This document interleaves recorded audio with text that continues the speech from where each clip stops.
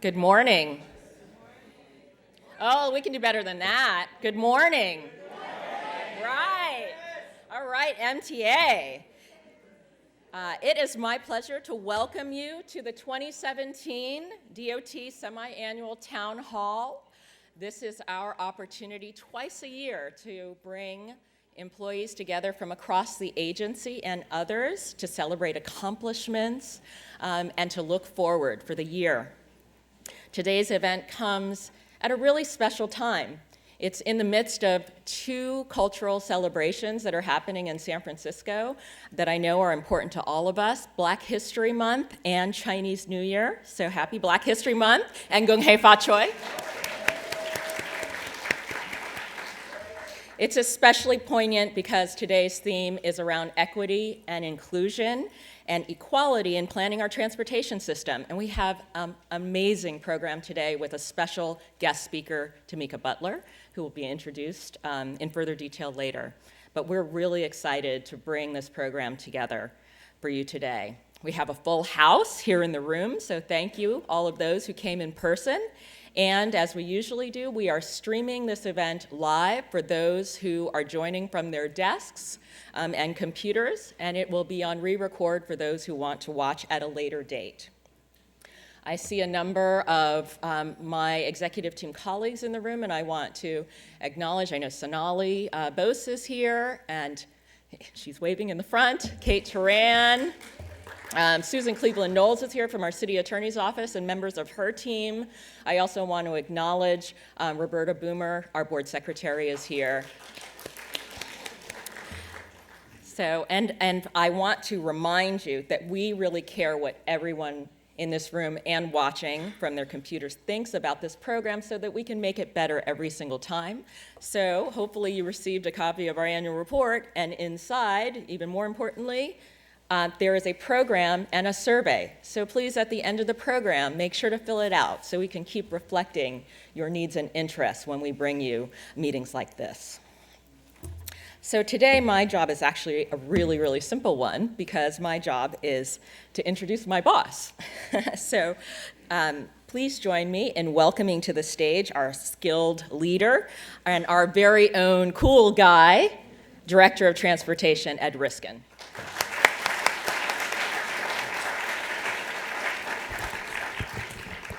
I don't know about that cool guy thing, but thanks, Candace. Good morning, everyone. It's great to see you all here. I want to also welcome you, wish you happy Black History Month, happy New Year, happy Chinese New Year. It's an interesting time, so it's good to have an opportunity to come together. I do want to also acknowledge a couple other folks. Speaking of making sure to recognize the boss, my boss, our chairman of the board, Cheryl Brinkman, and former chair Tom Nolan are with us. And though we generally keep this as somewhat of a family affair, we have invited a few special guests who are key partners of ours in the work that we do in the city. And I know I saw our planning director, John Ram, has joined us. The executive director of the County Transportation Authority, Tilly Chang, has joined us. And there were a few other folks that were maybe going to come. I don't see them, so if you're here, let me know. But if not, we'll recognize some folks later. But the partnership that we have across the city is really important, and obviously the work that we do, we can't do without our partners. But I wanted to start off with a recognition. When I was applying for this job, I had a pretty good understanding of the MTA. Having been at Public Works, I worked with a lot of you. I was fairly familiar with the agency. I'd been a daily rider of Muni for a long time, had probably even gotten a parking ticket or two. So I knew a little bit about the agency, but the one part of the agency that I didn't really appreciate until I started interviewing for the job and then was appointed was the leadership from the board of directors.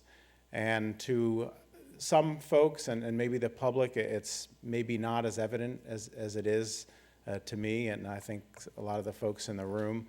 But that leadership is really what's driven this agency, and some of the accomplishments, which I'll probably touch on later, are really a tribute to the leadership. And for the last 8 years, that leadership has been in the form of our recent chair, Tom Nolan. And we wanted to take a moment to recognize him today. I think first, I want to play a little clip.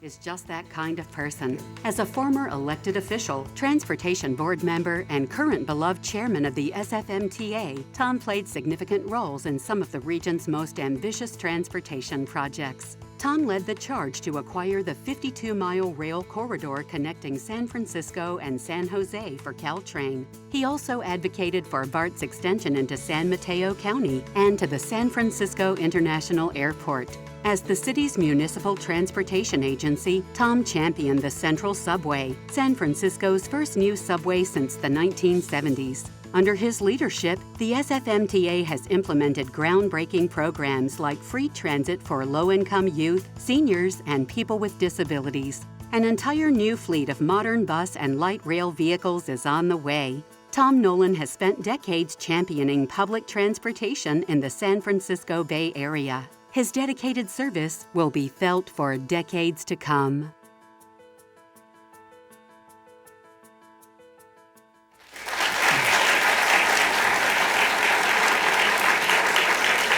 So as you can see from that video, Tom was honored last year by the American Public Transportation Association as its board member of the year. That was a video that was played at the annual conference down in LA last year. And what you could also see from that video is that Tom's work on transportation spans far beyond the amazing contribution that he's made to the MTA. He was essentially the founder of Caltrain, and the Caltrain service that we have today is largely due to his leadership back 30 years ago to convert that passenger service into the system that we have today. As a member of the San Mateo County Board of Supervisors, he played an active role in transportation issues on the MTC and other places, really became, I'd say, the leading voice in San Mateo County for transportation. And then obviously his work here, I think just goes without saying. If you think about the accomplishments of this agency in the last 8 years, things like the beginning and approval of the Transit Effectiveness Project, the creation of the free Muni programs, the establishment of Vision Zero, the adoption of the Muni Equity Strategy, the beginning of the changeover, the entire Muni fleet. It's an amazing set of accomplishments. It's the legwork is done by the folks here in the room and in the agency, but the real muscle comes from the MTA board that has to make the difficult calls with regard to legislation, with regard to funding, with regard to policy, with regard to the strategic direction of the agency. And all of those accomplishments were enabled through the leadership that Tom brought to the agency. For me personally, it's been a great lesson in leadership and watching Tom. It's not just the what he accomplished, but how he did it. He presided over the board meetings, presided as chair, interacted with me and other staff with just an incredible level of grace and dignity and professionalism, occasionally humor. I think Larry can appreciate when I talk about its occasion. I think he always thinks he's funny. I don't have to be nice to him anymore. He's not really my direct boss anymore. But really the way that he conducted himself, the way he made everyone feel welcome in terms of speaking to the board, the way he acknowledged the work of the staff. I know on the 38 that he rides often and for which we preserved a stop in the Geary BRT, that he often would interact with operators and thank them for their work. So just the graciousness and the professionalism with which he went about doing what he did has been a great lesson for me. He's become a great friend. Larry and Tom and my wife and I, with Roberta and others, sometimes enjoy a martini or two. So just another skill that Tom has. But I just can't say enough about what he's done for this city, for this region, for this agency. So we wanted to take a moment in this environment to acknowledge him and give him an opportunity to say a few words. Because the next time we have one of these meetings, he will just be a regular fare-paying civilian. So if you'll please join me in welcoming to the stage Tom Nolan.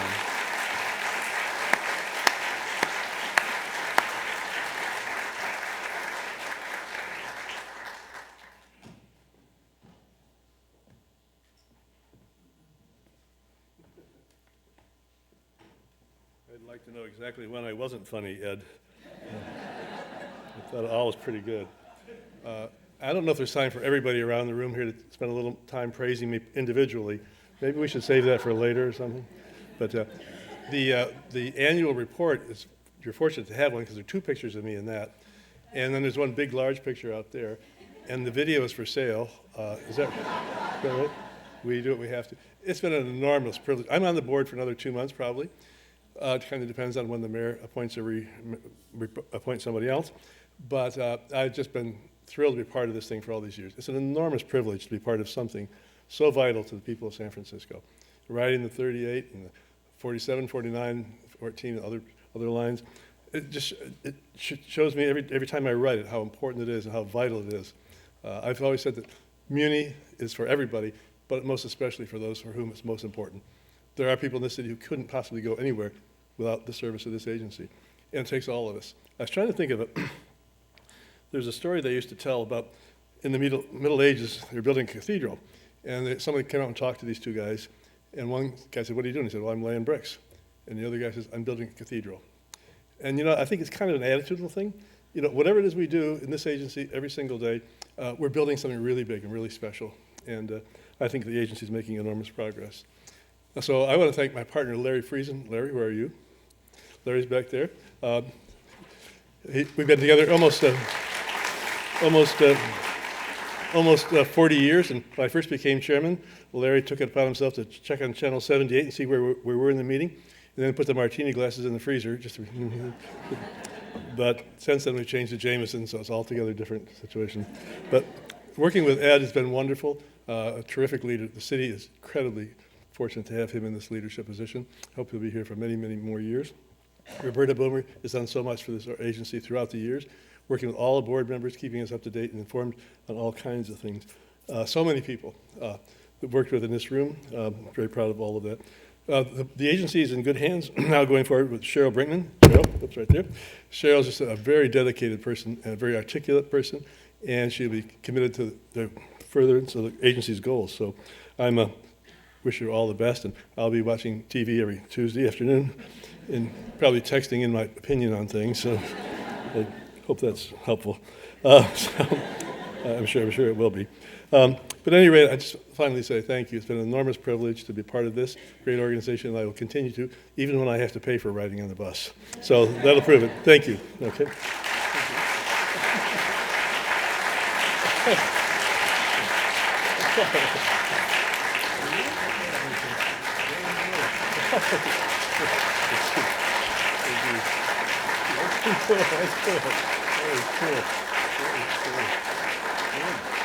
Thanks. Thank you all again. Thanks. So although it's always been Nolan way for Tom's time in service, since he was no longer serving on the board, we wanted to make sure that he could be reminded of that as we go forward. And I do want to note that he's leaving the board only because term limits are forcing him off. When the voters put the agency together, they limited people to 3 4-year terms on the MTA board, so he's not being kicked off for bad behavior or for the questionable selection of the last director of transportation, the current director, I meant, of transportation. It's unfortunately the charter doesn't allow him to continue serving. If it did, we'd certainly love to have him for many years to come. But given that he will be rolling off the board soon, when it came time for the members of the board to elect a chair, they recognized that he wouldn't be available, but that he would be leaving very big shoes to fill. And so I think there was an obvious choice there in Cheryl Brinkman, who has, for the last month or so, been the new chair of the board of the SFMTA. She brings with her many years of passion for transportation issues, serving in a variety of nonprofit supporting capacities with the Livable City and the San Francisco Bicycle Coalition.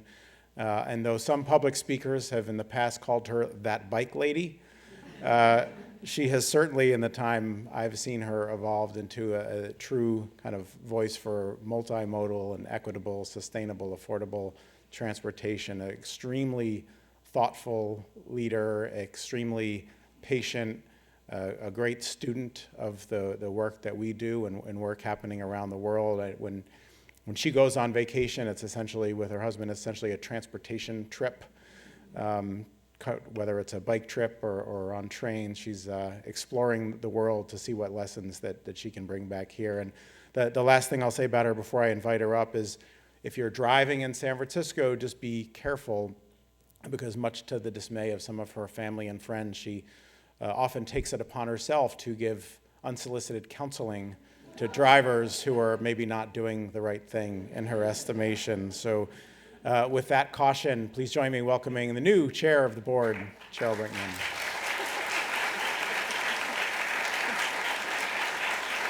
Thank you. Thank you. And don't worry, that unsolicited advice is not limited to car drivers, so look out, everyone. Thank you so much. I've had 6 years to study under Tom Nolan, huge shoes to fill. I hope that I will continue to fill his policy shoes. There's no way I can fill his humor shoes, so I won't even be trying to do that, Tom. You've definitely set the bar far too high on that. I think that moving into this role, I am so fortunate to not only have a fantastic board of directors that I work with, every single one of whom is so dedicated, a fabulous director of transportation, Ed Reiskin, who I hope to work with for many, many more years, and the agency, all of you here, everybody who's watching at their computers, at their desks, everybody who's out there actually doing the job to keep the agency running right now, who can't take a moment to watch because they need to keep working so that we can all keep moving around this city in the way that we do. I think that all of us working together, we're going to continue the amazing progress that we've made in this agency and for this city. My vision for this agency is just that, to continue this progress that we've made, to continue having a positive impact on the lives of all the people who not only live in the city, but come into the city to work, come into the city to play. I think our annual report really does a great job telling the story and showing the pictures. I want to thank the photographers and thank the people who put this annual report together. You guys did a fantastic job. I don't need to go through and read all of these statistics to you because I know you will pore over this in your free time later today and at home. But we've gained such ground on providing transportation safety, on providing travel choices, enhanced livability, and just outstanding service to San Francisco. Since I don't need to read all the statistics for you, what I do want to do is just take a few instances from my life, from people I know, from people I work with, people I've interacted with in the city as Muni has changed and improved, and just let you know what it means to the people who we serve. So Muni Forward, which is our biggest expansion since the 70s, we have added 10% more service. What does that mean to the people who ride the bus to work every morning? What does that mean to people who come into the city?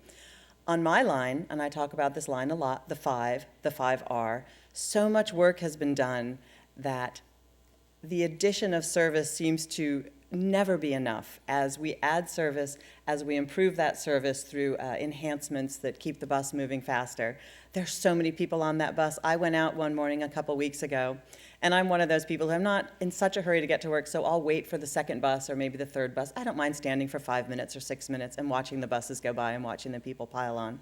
So I thought, well, no seat on that bus. I'm going to wait for the next one because I suspect there's a 5R right behind me. And I looked, and sure enough, soon enough, it's coming down the street. And I look, and there are 30 people at the stop already. It's like, well, there goes my chance of getting a seat on that bus. Am I going to wait for another one? the ability to quickly and reliably get to work, to comfortably get to work, really can't be understated. I work with people who come in on BART and have challenges every once in a while, and it really impacts your day. It really impacts you for your entire morning's worth of work to have an unpleasant commute. So I'm so pleased that we can offer all the people who are enjoying our expanded service a better commute to work, give them a good start to the morning, let them sit and read the newspaper, read their phone, catch up on social media, let us do the driving, and let us deliver them to work in a good frame of mind. And we see that in the survey results. When I saw the survey results with 70% of our customers rating Muni good or excellent, it made me so proud of the work that all of you have done. And it made me realize not only are we going in the right direction, but it is being recognized. I was chatting with a friend from college, and she had another friend with her who's lived south of Market for about 10 years and really had never taken Muni.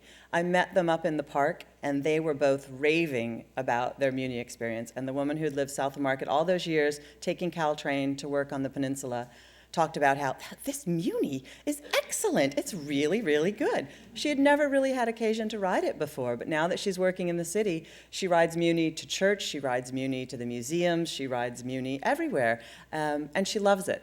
It has opened up the city to her in a way that owning a car just didn't open up the city, because there's always the uncertainty of traffic and travel time and parking. So to be able to open up the city to someone who's lived in the city for 10 years, that's pretty impressive. So that I want to thank you all for that.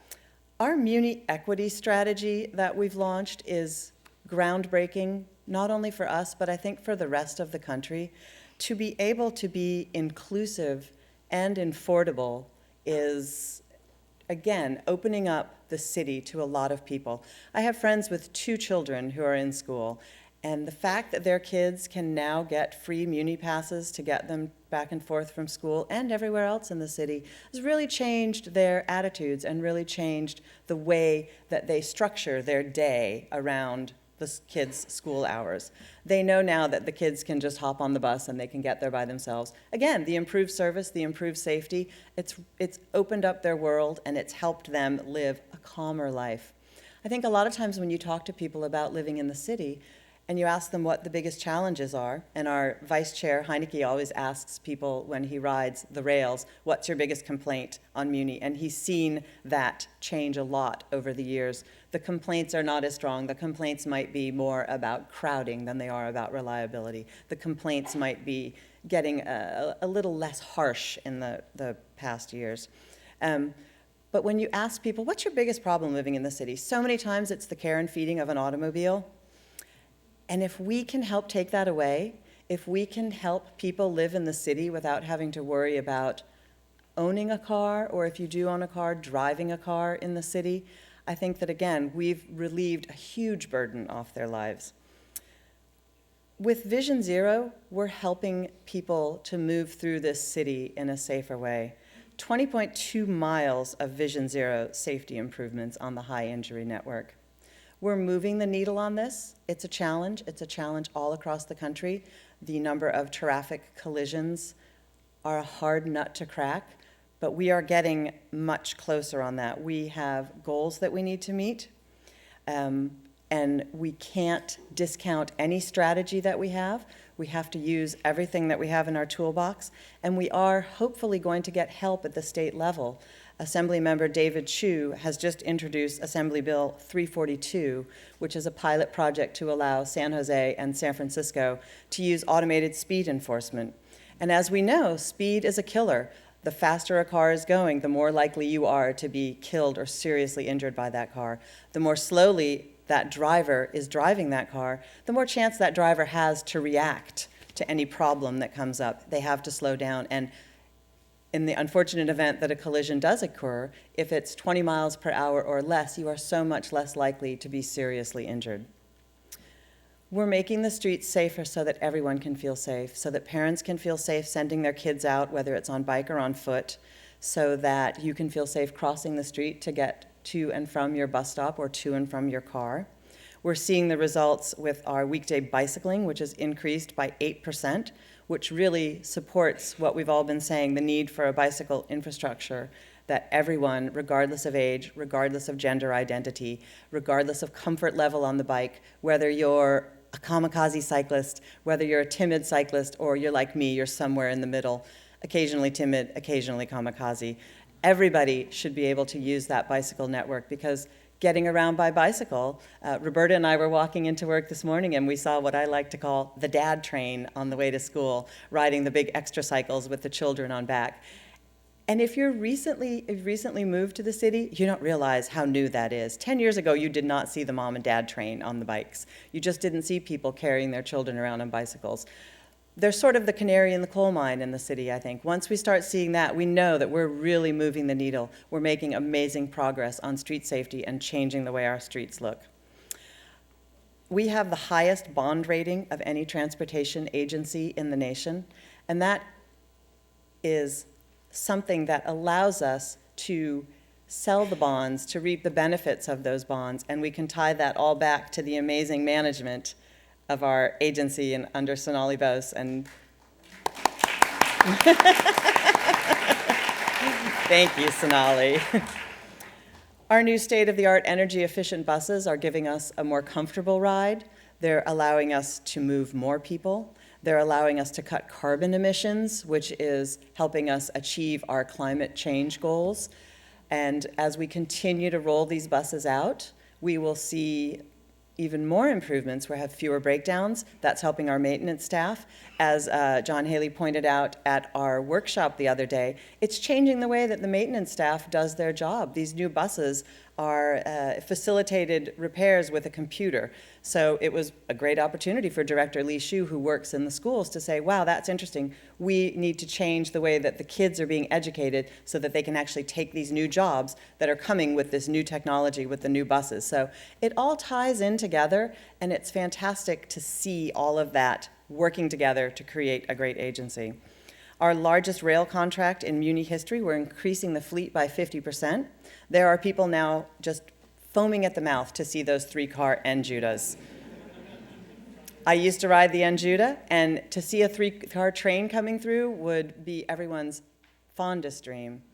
The number of times that people in the closer stops just let the trains go by because they can't get on because everybody's already pushed up against the windows. And we've all been there. We've all been on that crowded train or that crowded bus. But adding new buses and adding new trains is going to help us stop that crush load, at rush hour. I didn't talk about some of the other technology changes we've seen. I have a friend, a neighbor, who could never keep her hands on her Clipper card, forever losing her Clipper card. I showed her the Muni mobile app on my phone, and that's it. She's done with Clipper cards. She's done with a piece of plastic. She always has her phone. She always knows where her phone is. That's now her way of payment. She buys her tickets, and then she uses the ticket when she gets on the phone, never has to worry about losing her Clipper card again. So I think as we continue to roll out improvements like that, again, we're opening up the world to more people. When we explain the Muni mobile app to people, it is something that they didn't even a lot of times know they had available to them, and it's helping a lot. Let me just touch on a few of the improvement projects that are coming along. Van Ness BRT, which we all can see the construction out there now in the median. We can see the no left turns. We know that's coming along. That's going to be an amazing project, as is the Geary BRT. Geary BRT, which is keeping its stop at Laguna to help out with the with the increased population density that we probably expect there. The El Taravel safety project. Looking forward to that one very much. No longer having people alighting from streetcars into a traffic lane is going to be a huge improvement. I appreciate the dedication of staff who worked through that project. That was a tough one. There were a lot of questions from the community about why parking should be lost, and staff did a fantastic job of explaining how the safety of the passengers on that rail line was more important than those parking spots. And with an increased parking management program, we can help people still get to that corridor if they need to drive and to be able to park. Polk Street, near and dear to my heart. I love the Polk Street corridor. The least hilly route when I'm on my bicycle to get from Market Street to get over to the waterfront. The changes that we are going to see on that corridor are going to be huge. I was happy to hear that staff applying the work that they had done and the lessons they had learned on Market Street with the raised cycle track, have decided to change up the Polk Street project, and it will be an on-street bike lane with, I believe, safe hit posts on it, which will help the cars remember not to park in the bike lane. Masonic Street, that's in my neighborhood. That's one of the few places where I will actually ride on the sidewalk when I go up Masonic Street on my bicycle. I don't walk on Masonic Street very much because it's not very pleasant, but with the work that's coming up on Masonic, I expect to be spending a lot more time on that street, both as a pedestrian and a cyclist. I expect to see a lot more families using that corridor. It connects a couple of really important destinations and schools and ties into the Panhandle pathway. And 2nd Street, right near where I work. 2nd Street also is going to be an amazing change for that part of the city. And when people start to see what we can do with our streets and how we can use that space to continue shifting trips out of private automobiles and onto transit, onto bicycles, onto the bus, onto your feet, it's going to be a big change for those corridors, and I think people are really going to embrace it. Thank you so much, and I just want to end by saying that it is such a privilege to be in this position as chair of the board of the SFMTA Board of Directors. I know that all the work that Tom has done in his time on the board has put me in a great position, has put the board in a great position, and really helped the city move forward. So I promise not to screw it up. Thank you all very much.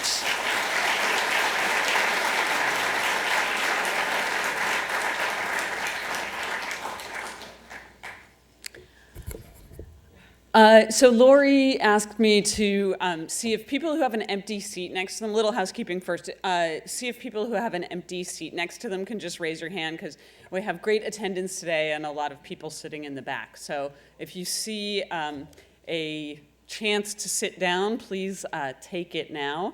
And meanwhile, I will start talking. So good morning, everyone. I am really pleased to have the chance to be here today and to introduce our fantastic speaker, Tamika Butler. My name is Sarah Jones, and I'm the planning director here at SFMTA. And that involves being in charge of our agency's fantastic team of transportation planners. I see a lot of you here today. I just want to note that that will be reflected on your performance reviews, so good call. It's safe to say that I think a lot of people who aren't planners don't really know what planners do. And in our own way, we actually do stuff that's pretty similar to what a lot of other people at MTA do. We talk to people all over San Francisco, and as my favorite fictional bureaucrat says, people care loudly at us. We analyze data. We try to do what we can to keep everyone and everything moving around, and we come up with solutions. And we do these things for the same reasons that everyone else at MTA does them. We do it for these people. We want today's small people to get around easily and safely. And we also want them to grow up to be the urbanists of tomorrow, the people who are going to make our city great in the decades to come. So I'm going to guess that this photo was staged, and also, despite what you might think from my gray hair, it was before my time. I grew up in New York City at the time when the really cool people were walking around with big boom boxes on their shoulders. Some of you probably have no idea what I'm talking about. But I still love this photo because it does remind me of being a kid and riding the bus every day and everywhere in the city.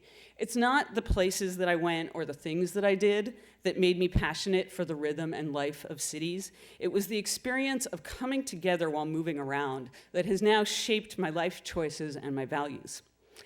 So until about 6 months ago, I worked for the planning department, and I was really hoping that nobody from the planning department would hear what I'm about to say, but it turns out that John Ram, the planning director, is here.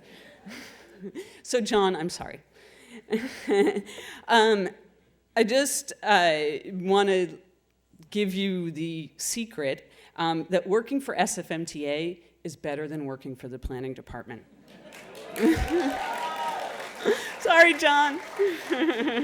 The parties are better, the people are cooler.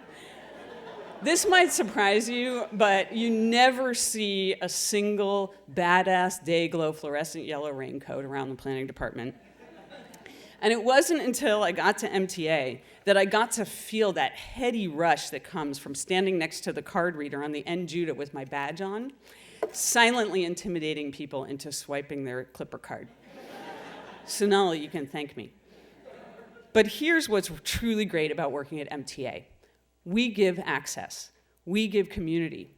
We are the stewards of public space and of movement in this city. Our buses, our trains, our streets, that is where people come together. That is where they experience San Francisco, and that is how they get to where they need to go. And we need to constantly ask ourselves this: what are San Franciscans experiencing in the places and byways that are under our watch? What are they experiencing if they're older people? What if they're disabled? What if they're brown? Are we giving everyone an equivalent level of access, respect, and opportunities in our transportation system? There is nobody better than Tamika Butler to make us ask ourselves those questions every day. As a civil rights lawyer who is executive director of the LA County Bicycle Coalition, Tamika has spent years working on transportation equity issues. She grew up in Omaha, Nebraska, and attended college there, majoring in psychology and sociology. In 2009, she earned her JD from Stanford Law School. Before joining the LA County Bicycle Coalition, Tamika worked at the Liberty Hill Foundation supporting boys and men of color and on the foundation's LGBTQ strategy. And previous to that, worked for Young Invincibles and the Legal Aid Society Employment Law Center. Okay, now I've got a long list of the boards that Tamika is serving on right now, in addition to her full-time job. The National Center for Lesbian Rights, Lambda Literary, Trust South LA, and the New Leaders Council Los Angeles. She also continues to support the Legal Aid Society as an advisory board member for their Fair Play for Girls in Sports program. Phew. There are a lot of ways to make the world a safe and equitable place, and making it a place where all people can bicycle is one way to do that. Tamika's life work benefits the LGBTQ community, people of color, girls, low-income people. I can go on and on. In short, a lot of people are a lot better off thanks to Tamika. Oh.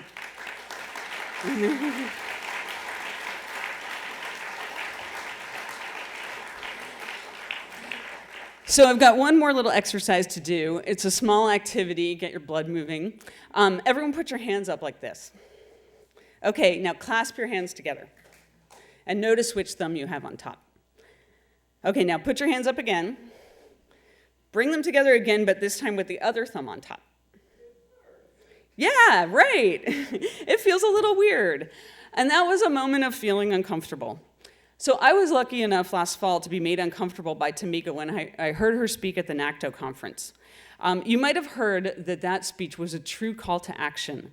She brought 750 transportation planners and engineers to their feet in a standing ovation after making us so uncomfortable that we realized that in one way or another, we all need to be thinking about cities and the people in them, brown, black, and white, in an entirely different way.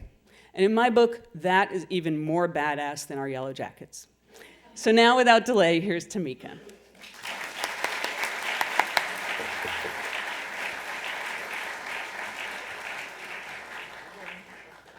Thank you. Good morning, everybody. So, how many people have seen the NACTO speech? Thank you. I really thrive off of my YouTube watches. So thanks for keeping me going. I'm gonna share a little bit today that's similar to the NACTO talk, so sorry. And I will also leave some time at the end for Q&A. And so I'll try to get through a lot to do that. So I was asked to speak a little bit about how folks, no matter who you are or where you are or what your job is, how you can have that call to action, how you can contribute, how you can be, part of the change that you want to see. And so I want to talk a little bit about mobilizing and organizing, and the two are different. And I think right now we're seeing a lot of mobilizing, and so I want to just talk through a little bit how that's really important and how that's beautiful and how that's big and bold and audacious. But organizing is also really important. And so, as I said, my name's Tamika. because I do live off social media. Feel free to tweet throughout. It's just at Tamika Butler. My name is spelled like Tamika, but if you call me Tamika, we'll have a problem. So for me, it's important to understand privilege. And I think lately we've been hearing a lot about privilege, but I'm not sure if everyone, I think intellectually San Francisco is one of the most educated cities in the world. Everyone's educated here. That's what they want you to believe when you come here. But I think that means sometimes San Francisco is a city where folks intellectually understand things but don't force themselves to actually feel them. And so that makes it a really tough place to do work. I feel like when I was in San Francisco as an attorney, it was so hard to be a progressive. I wanted to go back to Nebraska, where I just straight up knew the people on the other side and what they thought, and it was fine. And I feel like here it's like, I'm a good liberal. You're a good liberal. We all agree. Don't say I'm not a liberal. Like, the most insulting thing you do in the Bay is not put compost in the compost bin. And so it's a really tough place to sometimes get to a point where you're not only intellectually understanding what privilege is, but you're really deeply thinking about how it plays out in your day-to-day and how it plays out in your life. So as I talk through, a few stories, I would just ask that folks continue to think about if you have privilege. We all do.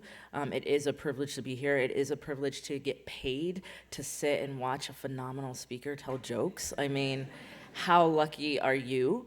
And so think about the ways in which privilege shows up.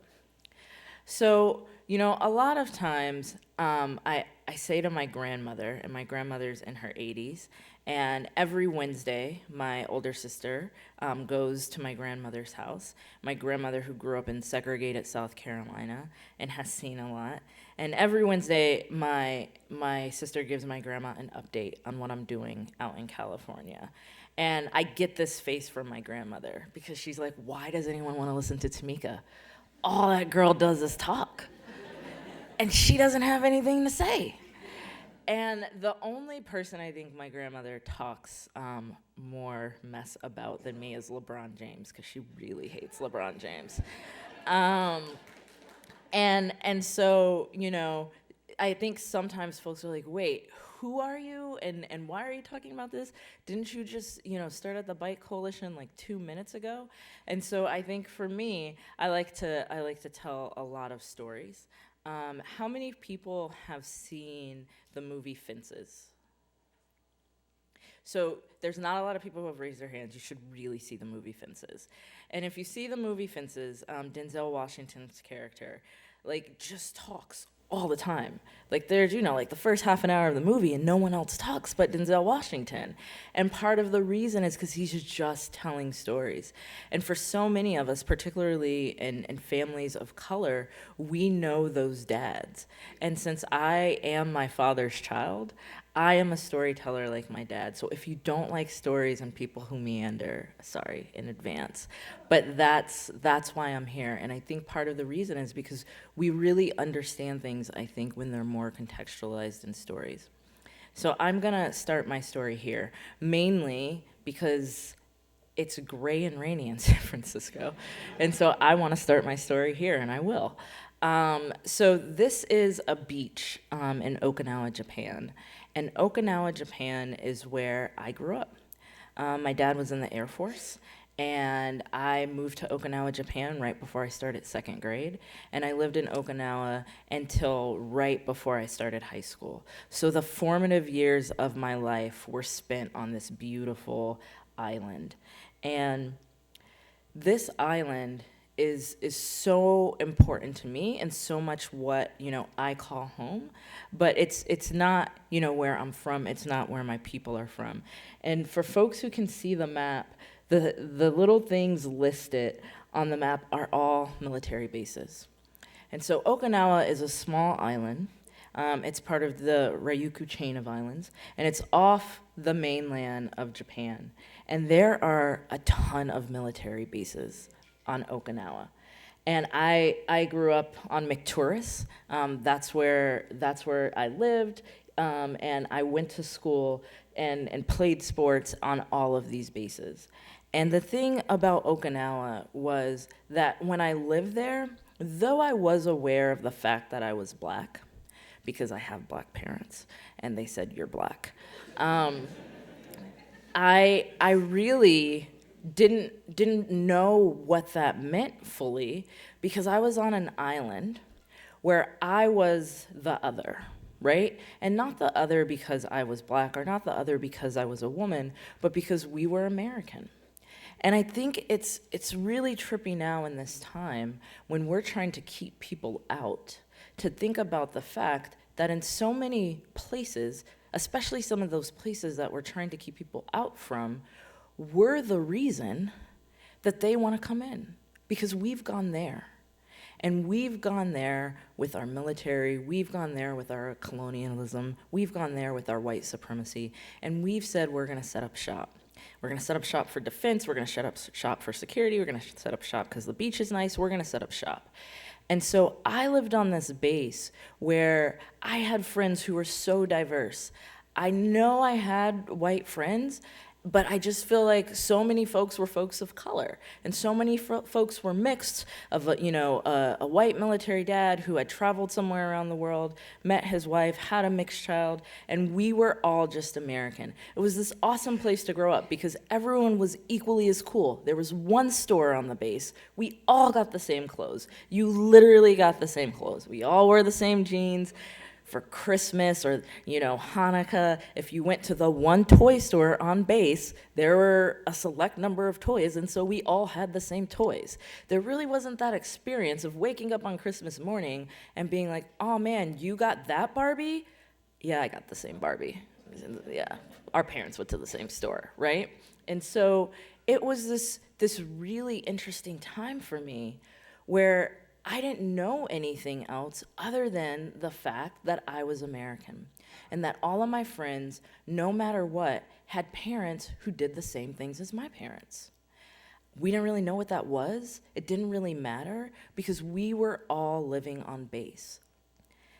And our way to get around, our way to be mobile was by bike, because the island was small enough that we could go anywhere. For anyone who's ever seen a military base, they all have gates at the front, but we would just hop on our bikes, we would go through the gate, and we would just explore. And we could be in downtown Okinawa, we could be, riding to another base, but this was a time when we could go wherever we wanted.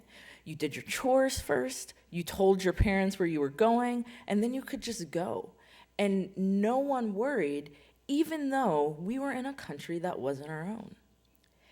And so I have to understand the privilege that I had in that moment, because how many people are in this country that is not their native land right now, and they don't have that same ability to just hop on a bike and just be able to go anywhere they want to go and not feel safe. And so many of us don't know what that feeling is like to feel under constant threat.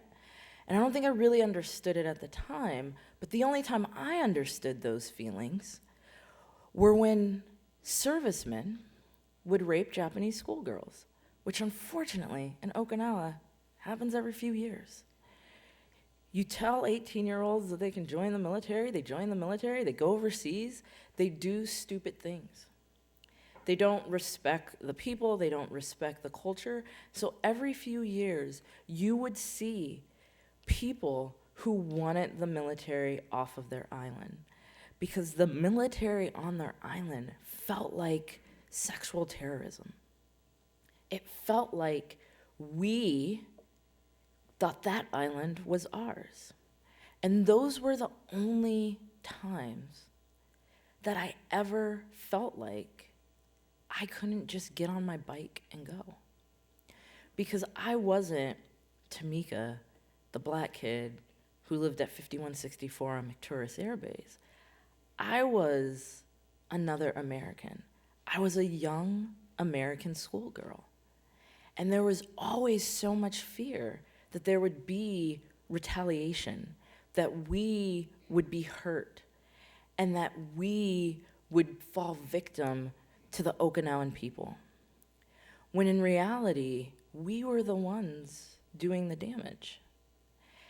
And so this was, for me, as a young kid, the first time I really ever understood how important mobility is, how hard it feels to be trapped in a place that you think is home, but you can't get around. Because to do so, to be yourself, to just show up, makes you a target. And I think this is something that we don't often think about when we do our work. We think about where we are, but are we thinking about the people who use mobility to feel that freedom and to get around and to feel like they can be safe anywhere because they have autonomy to get where they need to get? I would guess we don't think about that nearly enough, because when you think about it, it feels really heavy and it feels really tough, and you just want to move on to something that feels a little bit more fun and a little bit more safe. So I'll respect that. I'll move on to something more fun and more safe. So this is me as an adult, and this is me in Europe having fun. And this is how I felt when my dad came home one day and said, "We're leaving Okinawa and we're going back to the States." This was like an embodiment of how I was feeling. Because for all the reasons I thought Okinawa was great, I mean, did you see that beach? When you are a kid and you don't have cable, you barely have internet, you never see a concert except for the Ninja Turtles live, which is a great concert, or the Dallas Cowboy cheerleaders, because that's what comes to the military base. The thought of moving to the States is so exciting, because you're about to start high school and you're like, I'm about to be cool. I'm about to have different genes than everybody else at school. This is awesome. And then your dad comes home again and he says, "We're going to Nebraska." And this is how you feel. And it's just like, you built me up, Dad. You said we were going to Florida, or California, or Hawaii, and then you got me like this, and then you come home and you tell me we're going to Nebraska. How many people have been to Nebraska? That is crazy. Why? It's just, I don't need, let's just move on. So, Nebraska happens to be where my parents are from. My mom was also the product of a military family. Her dad was a firefighter in the military, and they got stationed in Omaha from South Carolina. My dad grew up in the projects of Omaha. He was born and raised there. He has 14 brothers and sisters. And so they were ecstatic when they said we were going to Nebraska. You're going to be around all your cousins. I have a lot of fucking cousins. Like, we're going to do family things. And, you know, it was tough because I was used to our little 4 unit. And now there's all these people who look like me, who have my face, and are like, oh, we're cousins, and I don't know how to act. And my parents are so excited. But meanwhile, I'm like, we still don't get concerts here. The Ninja Turtles don't even come to Omaha. Like, this is a problem, right? But the thing I do love about Nebraska is it's where I'm from. It's where, you know, my people are. And I didn't learn it until I moved out to the West Coast, but there is something different about being Midwestern. People always say, when you move out to the West Coast, people say people on the West Coast are friendly. And people on the West Coast are not friendly. They're nice. They have niceties. But we are friendly in the Midwest. Like, we ask you how your day is, and we care. We wait for the answer. It's just not something we say on our way. And we will take you anywhere you want to go and show you anything you want to see. And we might pray for you, but we love you. And Nebraska is this place where literally when you Google Nebraska, this is what comes up. It's the good life. And it really was another place where I started to feel like this is home. After being someplace for 7 years and growing up there, I felt like this was home. But then something else started to happen for me. I really started to identify as a freshman in high school as, a young queer woman. I really started to strongly identify as Black because that book, Why Are All the Black Kids Sitting Together in the Cafeteria, that's real shit. That happens, right? So I'm in Nebraska, and I'm so used to just being American first, and all of a sudden, I go to school, and my parents say, Tamika needs to be in honors classes, and all the administrators who are all white say we don't have honors classes because they don't think I'm gonna be smart enough to be in those classes just because I'm Black. And it's tough to really paint that picture for folks who aren't used to being in places that are so predominantly white. So it should be easy for you folks here in San Francisco because it's really white here. But it's that feeling where the other thing that comes up when you Google Nebraska is corn. There's a lot of corn. We really like our corn. But there's just also awesome pictures of white women just walking. Because what is Nebraska if not a place where white people just walk? Obviously. So I grew up, I went through high school in my formative years. I came out as gay. I really started to form my identity around being Black. And I finally got those administrators to let me into those honors classes because, when your honors freshman history class uses the same book that my 7th grade history class used in Japan, you really got to let me in the class. Like, I've already read the book, right? And so, as I started to form my identity, I also realized that now that we were back in the States and we weren't overseas and everyone didn't have the same things, we were doing all right. We weren't, doing the way some of my cousins were doing who still live in the projects, but we didn't have all the money in the world. So even though I was smart enough and got good enough grades and got some scholarships to go to Ivy League schools, I ended up staying in Omaha and going to school there at Creighton because they paid for it because we didn't have money to pay for me to go to school, despite the fact that I got more scholarships than anyone in my graduating class. And that was one of those moments where I had been living in a bubble of privilege, and really that bubble was created by my parents who never wanted me to know how much they had to struggle. So I turned down all my other scholarships, and I went to the most receptive safe space for any young Black gay woman, a Catholic university. And it was awesome. And the thing about Creighton is it's actually Jesuit, and Jesuits are, not your average Catholic, but they're still Catholic, and I'm still Black. And so it was this really interesting experience where as Black students, we really formed a bond. We really hung out and hung deep, right? I was in a historically Black sorority, so that's what the hand signs are, not gang signs, sorority signs.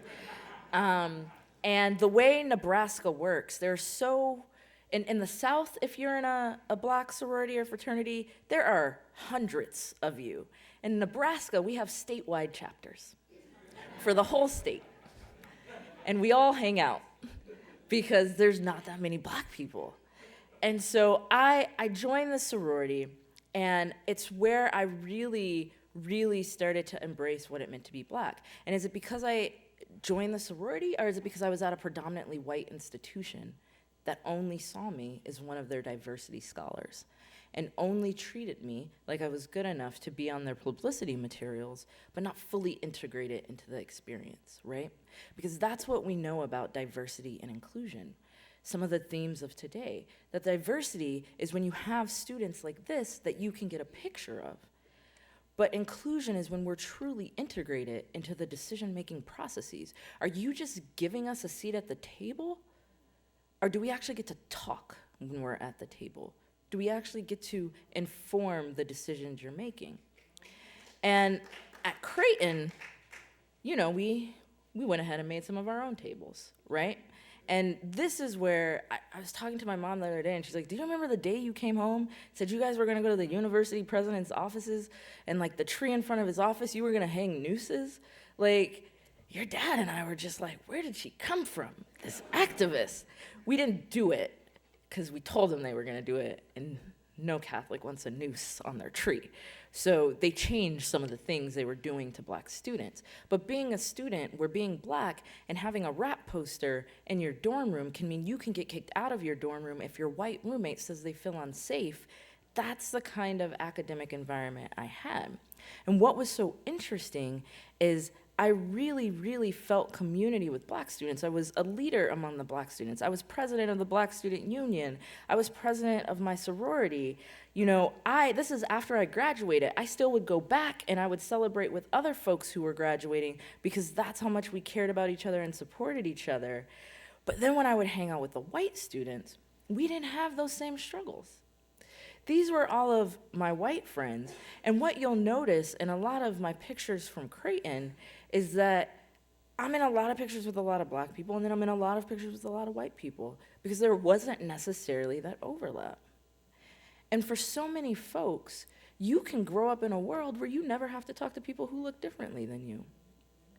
And when you don't talk to people who look differently than you, you often aren't thinking about them, because you get used to them not being there, right?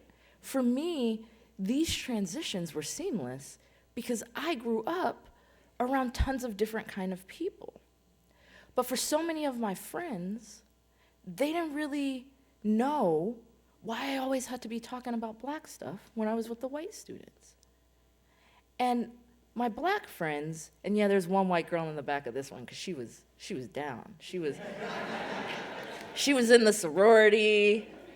Her name is Jade. She grew up on a farm in Iowa, but her cow's name was Beyonce. So we just took Jade in. But outside of Jade and me, you know, you're in these predominantly white spaces and you feel like the chocolate chip in the middle of a sugar cookie. And you're just looking around and you're like, where's everybody else at? And this is a picture with the gay students and the RAs. We all went to a gay conference, and I was one of the only folks of color there. And so something that often happened at our Catholic university is the administration would support the white gay students because they could love the sinner, not the sin, and the white students who were gay, and that's the only thing that made them different, just happened to be like them. But they couldn't ignore the fact that we were black. And so when you would go as a black student and say, this isn't right, we need more diversity and inclusion on campus, they would come out with a new campaign for gay students. And that would be their answer, because that's the easiest thing to fix. That's the thing that makes you the least uncomfortable, because if I didn't tell you that these folks were gay, you wouldn't know. Some of them didn't even know in this picture. But you wouldn't know, right? And so this is one of my best friends from college. His name is Adam. He's awesome. We did everything together. We were both RAs.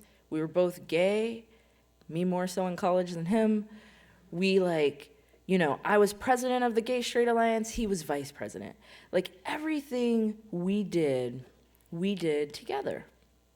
And then there was somebody on campus who came up to me and said, I'm an RA, I'm graduating, but my little sister is gonna be on campus next year, and she's gay.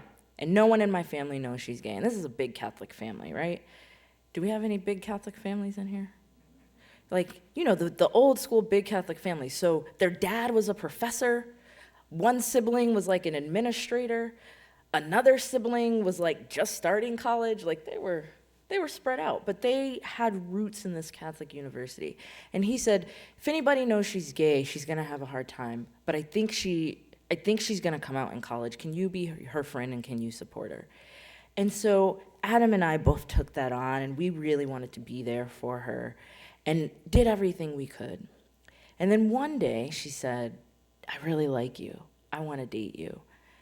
And I said, yeah, I have a girlfriend. I can't date you. We're just friends. But also I was a college kid, so I also made out with her, which probably wasn't the best thing I could have done. But we made out, and then she went back to her room, I went back to my room. And the next morning, my girlfriend called me, and she said, I heard something happened last night. And I was like, shit, that was fast. And I was like, I'm sorry. I don't know what happened. I don't drink. I've never had a drink in my life, so I couldn't even be like, oh, I was wasted. I was just like, I'm in college. And she's like, this isn't funny. She came over to my room and she told me you raped her. And that changed everything. I didn't know what to do. I didn't know what to say. And I thought, how is this possible? I'm a senior. I'm going to graduate. I'm applying to law schools. And this person who felt rejected by me is now making up lies about me. And as a young black person, and especially a young black person who represents as a little more masculine, you have been taught by your parents your whole life that white girls can be dangerous, right? So I do the only thing I think I can do. I go to the discipline office and I tell the truth. There's a black guy who works in that office. I'm like, yo, this girl's saying I did this. I don't know what to do. I think she's really upset. What's your advice? I did not realize that he had required reporting. So he had to report it. And that changed my senior year. I was the top student in my class. I was president of everything. And I had professors and teachers and nuns saying at the end of the year, I was gonna get the Spirit of Creighton Award, which is like a big deal.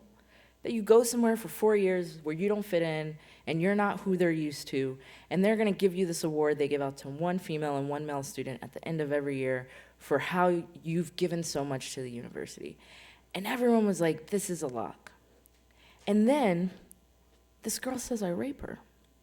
Now she was lying, and she was too specific in her lies so that they were easy to prove. No, I didn't do that because this is where I was. It turned into that I had done it multiple times. The story just kept morphing, and I was able to get professors to say, no, she was in class, Tamika wouldn't do this. I had all of these character witnesses, but it didn't change that I had to have a hearing where I was told that if I lost, I was gonna get kicked out of school. I would never go to law school, and I would be arrested, and I would go to prison. And I had to have my mom sit and listen to someone sit there and tell lies about me. But not just any lies.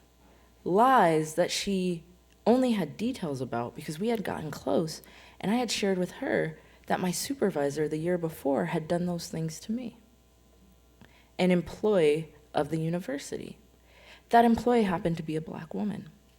So when the university found out, they kicked her off campus, banned her from campus, and put me through disciplinary action for having a same-sex relationship, despite the fact that she was an employee of the university and my superior and a full-fledged adult, and I was just a kid.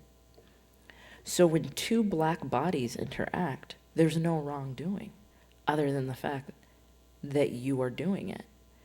But when I potentially do the same things to a white body, I have to go through a whole disciplinary proceeding. Even though I went through a disciplinary proceeding the year before for what I had already done, which was be a victim. In the end, I was found not responsible because she was lying. And at the end of the year, they announced the Spirit of Creighton Award, and Adam got it. Now remember, Adam's my number 2. We do all the same things, except I'm usually the number 1 and he's usually the number 2. And so I knew right then and there that it was always going to be tough to be the person who, no matter what you do, no matter how many boxes you check, no matter how much the university wants to tout you out and say, look at our great student who has good grades, who got into Harvard Law School, who got into Stanford Law School, they still see me as an aggressor just because of the color of my skin. And if that happens to me at a college campus, it happens to me when I walk, it happens to me when I take the train, it happens to me when I'm on the bus. And if we don't acknowledge these things, that there is something different in the way that certain people move around the world, then how can we help them get to where they want to go? So for me, I said, I just gotta go. I got in my car. This was my really nice car, except for mine had all tinted windows. And I drove out to California because I said, you know what? I gotta get out of the Midwest. I'm Black, I'm gay, and I am not Midwestern. These are not my values. This is not my culture. I have to go to a place where I can be myself. Because right now, I'm too gay for the Black folks, and I'm too Black for the gay folks. I have to go to the only place that I feel like I can be comfortable. And so I'm gonna get in my car, and I'm gonna drive out to the furthest school I could get into, that's also the best school, which was Stanford. Sorry for folks who went to Cal, Stanford's just better. And so, in my head, I thought, I'm gonna go to San Francisco. Because when you're a kid in the Midwest and you're reading gay stories and you're reading gay things, San Francisco is the Mecca. And then you get here and you realize two things. San Francisco and Palo Alto are very different places. And there aren't a lot of Black people in San Francisco anymore. So when you go to be your gay self at the club in the Castro, everybody's white. And everybody's a man. And no one's looking at you. You're like, man, at least if I was in Nebraska, like, we find each other. We need each other. And you move out here and it's not like that, but that's okay. I was going to law school. I'm like, I'm starting over, right? I'm gonna go to Stanford. I'm gonna be in this place where I can be a little bit more authentically myself, where I can excel and I can succeed. And so I found a group of friends who really embraced me. This is literally all the Black students I graduated with. I think there's one other girl, but she didn't really talk to us. And these were my Black friends who were cool with the fact that I was gay. And Stanford is so small. The law school only is 160 people when we were there. We all knew each other. We all supported each other. And it was this place where I finally felt like I had felt back in Okinawa, Japan, where I could just get on a bike, except for at Stanford, I rode a skateboard everywhere. And I could just go anywhere and I could just be free. Because I was in this academic institution that wasn't a Catholic school, that was gonna embrace me, that let me be me. But I still had this car, right? And this is not the average car of a Stanford student, let me tell you. And I remember being with all of my friends and going out to a bar, and again, I don't drink, never had a drop of alcohol in my life. And so I was the cool friend, because not many people make it to law school and then through law school without drinking a lot. So I was everybody's ride or die, because you would get in this car, I would pick you up, and I would take you wherever you needed to go. I remember one night, the Law Association, which is student government at the law school, we threw a party, and I was there because I was the president of the Law Association. And I remember getting in my car, picking up my friends, driving back to campus, and getting pulled over by campus security. And being asked if the other folks in the car, a lot of them white, were okay, and if they wanted to be there. And then being asked why I was on campus. And so sometimes privilege works in this way where you don't ever think about how you move, right?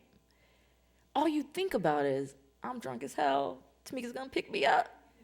I'm gonna wake up and I'm gonna be in my bed and it's gonna be magic. But you don't think about the fact that for some of us, we're always aware that we're never going to belong in places where other folks define as above us. When I said to this officer, I'm a student here, he said, how am I supposed to know that? You have Nebraska license plates. And I said, everybody has plates that aren't from California. This is a college university. And he said, I'm not going to be able to let you go unless you can show me your student ID. And I'm going to have to, I'll get these folks home, but you need to leave campus. So it's one of those experiences for me that always makes me keenly aware when I'm doing mobility work that when we move, we're still who we are. Even though I'm a Stanford law student, even though I'm the president of our student body, I can get stopped on campus and told I need to leave. I was leading a free legal clinic for kids from East Palo Alto, and I showed up in my sorority jacket, which is blue and white, and I was told by the volunteer attorney that I had to go home because youth aren't allowed to wear gang colors for their workshops. Trick, I'm leading this workshop. And when I said, I'm a student here, she laughed in my face until the head of security at the school, who was a white person, came over, gave me a hug, asked how my weekend was going, and then the woman was embarrassed and apologized. So I can't even represent my sorority without being made to feel like a gang member. So how do we do mobility work if we don't think about those things? For me, I just got through Stanford, put it out of my mind, and said, you know what, it'll get better because now I'm going to be a lawyer, right? And a really proud lawyer. So I moved to San Francisco. I worked at the Legal Aid Society. I joined the board of this great lesbian organization. Like, I was a real full-fledged lawyer. And my first job as a lawyer, I had a fellowship, and my job was to serve the historically African-American neighborhoods in San Francisco as a workers' rights attorney. And I was so pumped, but I had already been here for 3 years, so I knew how hard this was gonna be. Because it's not cool to be Black in San Francisco anymore. That's not where the resources are going. That's not what we wanna talk about. If you wanna serve Black folks, go to the East Bay. Why do you wanna do it here? Despite the fact that Black folks helped build the city, right? So I had this job to open up workers' rights clinics in Bayview and in the Western Addition. And it was at the time when Muni was coming through Bayview. And as a workers' rights attorney, I was supposed to help with like workers' rights. But when you went to Bayview, and I did a clinic, and I did a clinic that was awesome, and there were a lot of other attorneys there, including your leader's wife. And when you would go to this clinic in this church in Bayview, even though you were a workers' rights attorney, you heard about everything that was going on. Because those folks were so happy to have legal resources that they had so many questions, and so many of the questions were about Muni. And why doesn't Muni care about us? And are we gonna get any of these jobs? And what's gonna happen to the businesses? And how come no one's talked to us? Oh, they had meetings, but they weren't meetings we could get to, right? So in my life, where at all times I'm doing different kinds of work, it always comes back to mobility. Because transportation and how we get around is the prism through which we see so many other things in life. If I can't get to my job, if I can't get to healthcare, if I can't get to school, if I can't get from A to B, then what else can I do? And I can't think about getting from A to B without thinking about who I am. The problem is, the people who are planning how I get from A to B aren't thinking about who I am. Because the people who are planning how to get from A to B don't look like me. And especially in a place like San Francisco, where Black people are disappearing.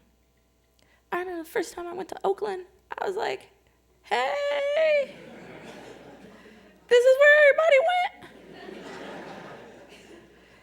And like, I lived south of Market, here in San Francisco, 4th and Harrison, and I loved it. I loved walking everywhere. I loved taking the train everywhere. I didn't ride a bike until I moved to LA because I didn't need to.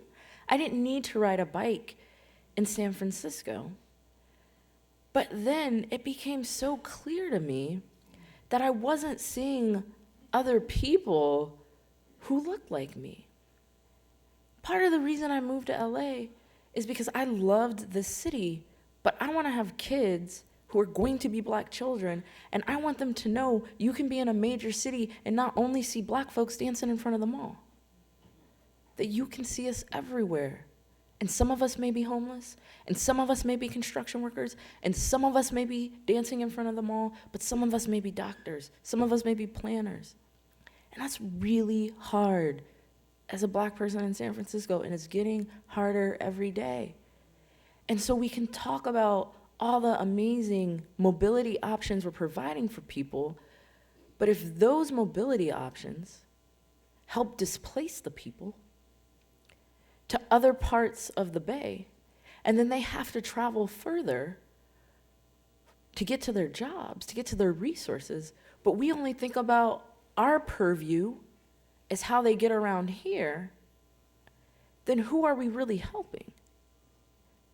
It's great if we can keep fares low, but if I still have to own a car to drive to where I can catch the train, then are you really helping me keep my fare low?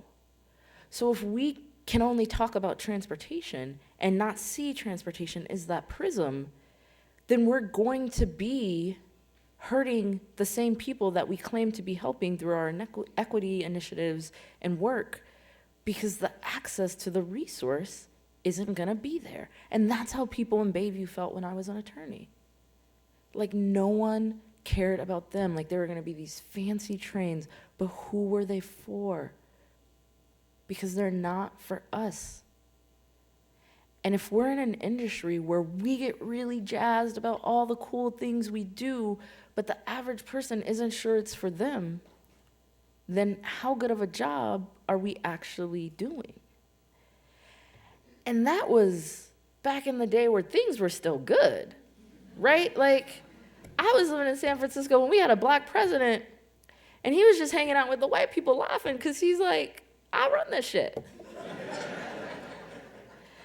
And like, I saw this picture and I saw the pure black joy in this man that is so hard to tap into. And I even miss George Bush a little bit. And we're just in a different place now, right? Like, we're in a different place. When I look at this picture, I see a smug white guy who has the privilege not to think about anything other than what he wants to do. And I see the look on a black face that I see so often when we're thinking about a million different things at once. Because we're always thinking about how to be safe, right? There's a video out right now on social media of black parents explaining to their 6-year-olds and their 8-year-olds what to do when they see cops, right? I know somebody in San Francisco who has a black son and said, I'm gonna let you ride BART by yourself, but I'm scared. And her son, who's a child, said, don't worry, Mom. I have a book. I take a book with me because at least if I'm reading a book, folks will think he might be smart. Because that's what we're trained to do, right? But now we're living in a world where as transportation folks, we have to always be thinking about the fact that some of our colleagues, some of the people we serve, are constantly thinking. And that's really the core of privilege. If you don't have to think about it, if you can go out to a party with your friends at law school and not have to think about whether or not you're going to be able to get back on campus, if you don't have to think about whether or not a book makes you look smart, If you don't have to think about these things, and you're not thinking about these things, then how are you helping those of us who have to think about these things and are historically neglected and ignored in the planning process? Because again, you don't have to see us, and so you forget about us. And every so often you say diversity is important, so you make sure you see us, but you don't ever talk to us. And this world, thinking about mobility, we're in a world where I have to go back to LA tomorrow because I lead a leadership class for young adults. And there's a number of people in our class who are undocumented. And one of them lives in the Bay. And she wanted to be in this class so much that even though she's in school at Cal, she leaves, she comes down every time we do one of these sessions. And I worry about how she's feeling in this new world. People are worried about their families getting torn apart. They really care about the price of their fares, but they also want to know that when they get on that mode of transportation, it's okay, that they're not going to get stopped. My white wife and I joke around all the time. Sometimes she forgets her tap card and she'll use my tap card. Now my tap card is a special tap card because it has my picture on it, but she never gets stopped because she's tall and she's white and she's skinny, she has blonde hair, she has blue eyes, and that's all. I can be in a suit, she can be in her scrubby hipster shit, and they'll still ask me for my tap card, right? So if you are worried about if you're gonna get put on a plane or on a bus and taken out of this country through the doors of a wall, then how can you just think about a bus? If you are fighting for people to even respect that you need water to drink, how do you think about transportation? We're in this place where everyone is saying, we're a country of immigrants, we're a country of immigrants. We're not a country of immigrants. There are folks whose country this is. And many of us are immigrants, but some of us got brought here on a boat. And I'm not an immigrant. I'm just a regular, smegular black person, right? And whether or not you're talking about Dakota or you're talking about Detroit, those of us who are here because we belong here and this is our country, are those of us who are here because we were free labor and worked really hard, though every time you want to call us lazy, realize we're only lazy since we stopped working for free. We are thinking about water. We're not thinking about transit. We're thinking about keeping our families together. We're thinking about the fact that if I go to a club to have fun and be free, I could die. All of my friends who changed their Facebook to like a rainbow I am pulse, how many of them actually acknowledge that this was a club that predominantly folks of color went to? That this just wasn't an attack against the gay community? That when you live at the intersections of different identities, you are so dangerous if you are comfortable being yourself, and you can die for that. You can worship differently, and people think it's okay.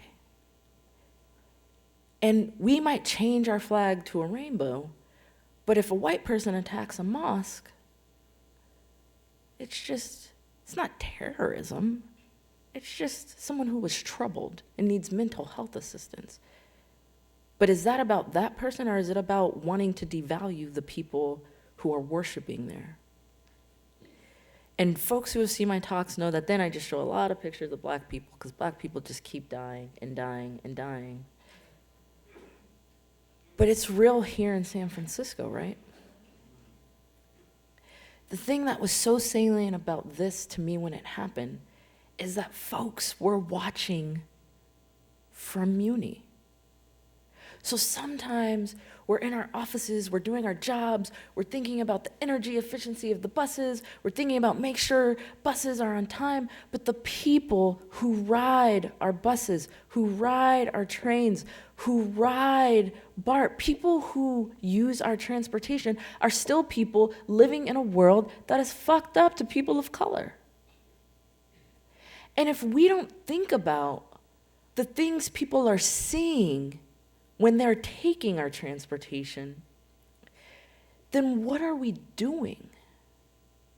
Kids saw this, just trying to get from point A to point B.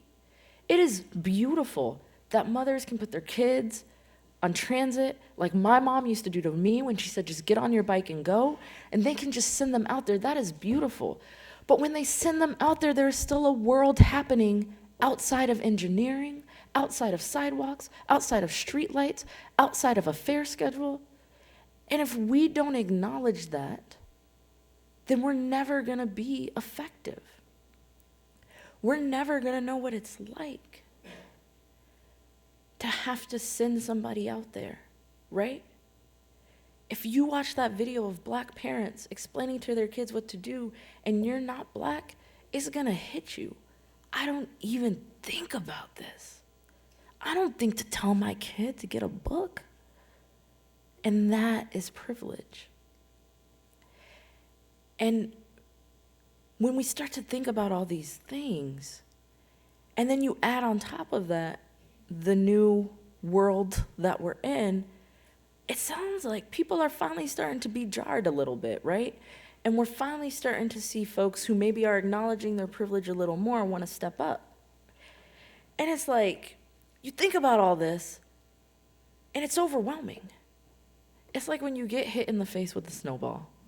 You're out there, you're having fun, you're loving life, you're like, Tamika told a few jokes, this was awesome, and then you got hit in the face with a snowball, and you're like, this shit is cold. I forgot I was in the snow. This is not fun. I don't like the snowman. I don't like sledding. You hit me in the face with the snowball, and this is overwhelming and cold and horrible, and I want it to stop. And it seems like it's too much. But then, lately, folks are like, I'm at the end of my rope. I'm doing something, right? So we get out there, we make our funniest signs, and we march. And we've had these past few weeks that have felt so alive and so invigorating, and like there's so much love. And for a lot of folks, it's the first time they've done this. They got up and they made this sign, and they're like, shit, my sign is funny, and now I'm gonna march, and now there's a ton of people, and now I feel good. And then you went back to work that next week, you're like, I did something. I'm tired, so I'm just gonna chill in the shade. I'm gonna stay on my phone, I'm gonna stay hydrated, because I'm in this movement now. I'm in it. I'm ready, Trump. Whatever you need. I may work at Muni, but I'm in this. And then the next weekend, you went to SFO and you did it again. Because now you're really in the movement, right? You really start to see that sometimes the urgency is so much that you have to do something. But then, you get tired.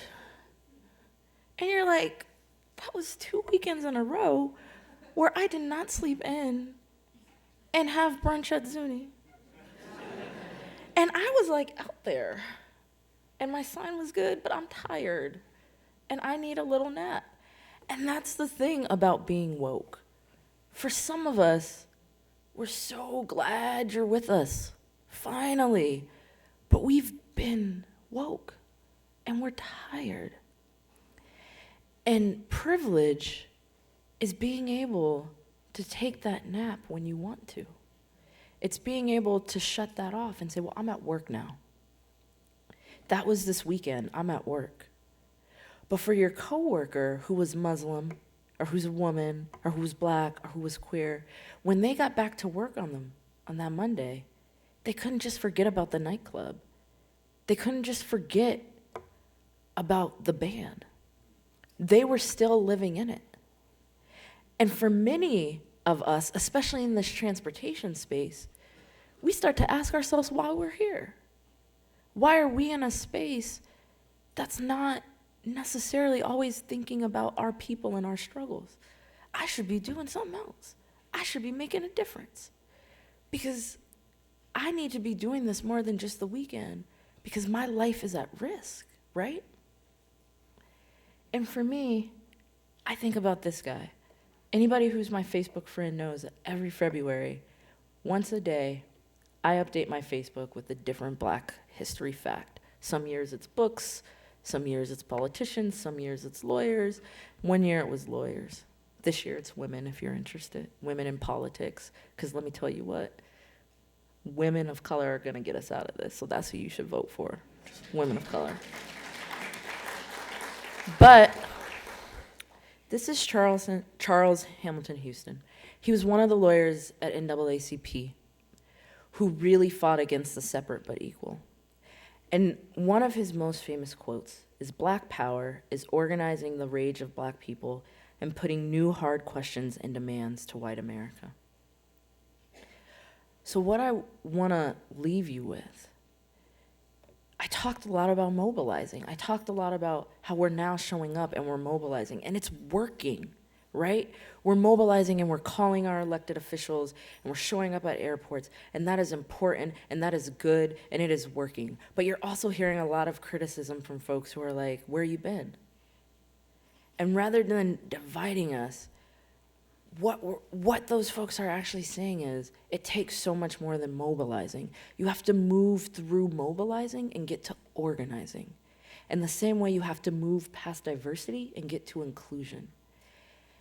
And sometimes when you think about organizing, you expect the advocates to do it. We get paid less than you, our benefits are shit, and you still expect us to do the organizing. But what I'm asking you to do in your role, in your position, whether you're just a citizen, an elected official, an agency appointee, a career person who's like, I just don't want to mess up my pension, no matter who you are, don't think about this as just something that only works for Black people. A lot of us have rage. And that's why we show up and mobilize. But if we want to truly have power, we have to organize and ask tough questions. And you're not always going to be able to do it. And you shouldn't feel bad for that, right? You're not always going to know the right thing to say or do. But if you're not constantly asking yourself the tough questions and asking how you can organize where you are, how do you organize in your job? How do you organize in your space? How do you organize people who have the same ideas about how to do a transformative street design? How do you organize to build power? And some of that is work you have to do on your own, and some of that is paying better attention to the folks who've been doing the work for so long. And realizing that this is life. We have jobs, but for so many of us, we don't just stop mobilizing when we get to work on Monday. And so today's Friday, and Trump's gonna do some crazy shit this weekend, guess, or tweet about Saturday Night Live. But on Monday, what are you doing in your office or your cubicle to think beyond mobilizing and actually organizing to do this work with the people at the center of it, and not just the people you see every day, but the people who are disappearing because for so long we've allowed them to not matter. Thank you.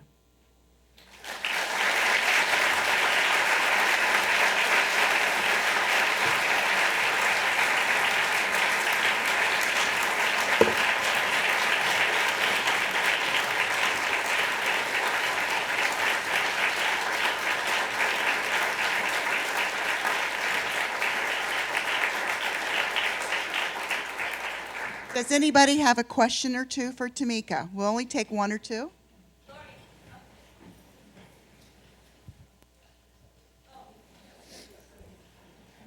Hi, Tamika. For, say, African Americans with privilege who want to reach out to those who are disillusioned, don't feel they have a seat at the table or will be heard because of their different thoughts. How can we reach out to those who feel just disillusioned and actually want to be represented at advisory groups or citizen advisory groups, just something where they can put their perspective, because that's hard. Yeah, so I think the simple, like, meet folks where they are, literally, right? And I think for me, something that we've really struggled with in LA, because it takes more time and it takes more resources, but if you're really committed, you have to do it. And I think a lot of times, think about like a diversity workshop. We've all done diversity workshops, right? And those of us who are a little bit more advanced and like our understanding of these things, we enter those spaces in good faith because we know it's gonna matter. We know it's gonna make a change. But we're over here and the rest of the class is trying to catch up with us. But in order to make it a good experience for them, we often come back here and meet them where they are and move over here together, right? And I would say that in communities of color, oftentimes they're over here. Those of us who are professionals, we're over here, right? Like, we want to do good things, but they've been living it every day, and they know what to do in their communities. But in order to make that impact, we're telling them they got to come over here, whether or not that's to our meeting, whether or not that's, well, you got to know how to say it this way. Because if you don't say it this way, it's not going to resonate with those folks, right?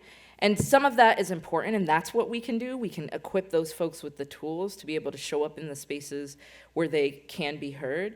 But I think it's also, how do we push ourselves to get a little bit more over here and meet them where they are? And I think as a person of color who understands my extreme privilege, that's how I look at it. I, have a white wife who's a lawyer, like pays the bills, allows me to have a really good life, but do I allow that to keep me out of those spaces? Or do I continue to go back, right? So is that why I'm leading, a workshop for young people or whatever it may be? And so I think it's a combination of like meeting folks where they are and giving them the tools to like come over into these spaces, but also coming over here and just being there with them, being in that messiness, being in that uncomfortableness.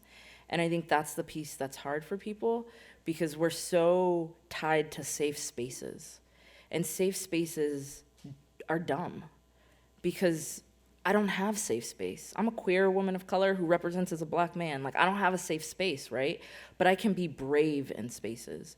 And so how do we help create brave spaces and commit to that, and help those folks who are being brave every day figure out how to engage? And then I think the last thing I would say, and how do we do it with self-care? Because what happens often is we start to do that, and then we're like, I got to talk for these folks. I got to talk for these folks. And how do we do it in a way where we allow ourselves to not always have to do it?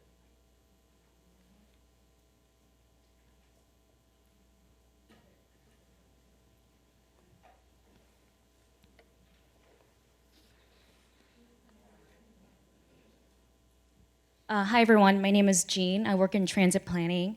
And thank you so much, Tamika, for your great presentation. It really resonated with me, because I often struggle with my privilege as a woman who's educated, but also, am I also a person of color? And I know that in my community, at least with Asian Americans in San Francisco, I was also a born and raised San Franciscan, I find that it's hard for me to be an Asian woman where silence is a virtue. And that can be a struggle when we're working with communities that typically don't come out to meetings. They don't want to raise trouble, raise issues. So I don't know if you've worked with those communities where typically it's just not something to be as politically engaged. So I'd love to, tap into your expertise. And for me personally, I'm trying to tap into my own power and being able to speak at events like this, because it takes one action at a time to really get to a place where I'm comfortable with my own source of power. So I think the first thing is something that's been really powerful about the last few weeks of our new presidency is that I think something that people have started to do is say, what can I just do today? And I think that's okay, right? So today you stood up and you asked a question. And I think it's setting those challenges for yourself every day. Again, like, it's a privilege thing, right? Like, I never wake up thinking about what can I do today, because I know, like, I'm just gonna be me, and that's gonna be a lot, right? But what can I do today? And I think the other piece is when we think about work, I think as transit professionals, we're getting better at understanding that community engagement is important. So we talk a lot about community engagement, but what we don't do is really define that engagement and define it as something that is authentic and linguistically appropriate and culturally relevant, right? And I think if you're not thinking about something that's culturally relevant, like if we're doing a workshop and we're doing a workshop with a community that is worried about deportation, then we have to be conscious that co-sponsoring it with a government entity might not be the best way to get folks out, right? And so I think that's the piece that folks don't focus enough time on. We say engagement, engagement, engagement, but it's thinking about what is culturally relevant. And often when you get there, you realize you don't know. And then you're forced to have to engage with the community organizations who do know, to go to the folks who are already doing the work and say, we want to be culturally relevant, but we realize we don't know. And that's when you really bring other people in. And so something we've really been pushing in LA is when you think of engagement, you have to think linguistically appropriate and culturally relevant. And you have to acknowledge when you don't know and go get folks who can help you. Last question. Hi, good morning. My name's Mary Travis Allen, and I'm Native American. So I thank you for that glimpse in your presentation. But also I grew up here in the city, and I want everybody to understand it is very important what we do. And there are some people in this audience that, if you're honest with yourself, you were partially offended by some of this presentation. But I ask yourself why. Why are you offended, or why do you feel disconnected? And I think that some of what Tamika is trying to reach here is understanding that the things that are happening, the things that you do, the importance of what you do, and the leadership that you present to people who are not privileged, that are asking those questions of how to get from point A to point B, that what you do is important, and not to underestimate their importance in what you do. Thank you. Thank you. And I will, I'll just end by sharing one more story. After NACTO, I heard that there were a few folks who were talking and overheard and said, that was just really unneeded. That was too heavy-handed, and that was ridiculous. And I think I am pretty heavy-handed, and I think it shouldn't be needed. But my hope is that every time I leave a room, someone kind of hates me. And I just want to say thank you, because it's not always easy to be the only one calling folks out. And so it's good to know that other folks can be committed to saying, maybe that didn't feel so good. Is that about Tamika? No, because she's hilarious. Or is that about me? So thank you.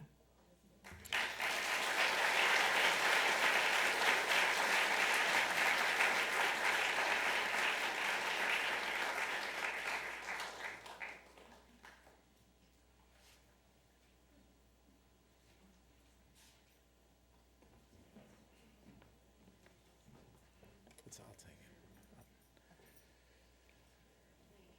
it.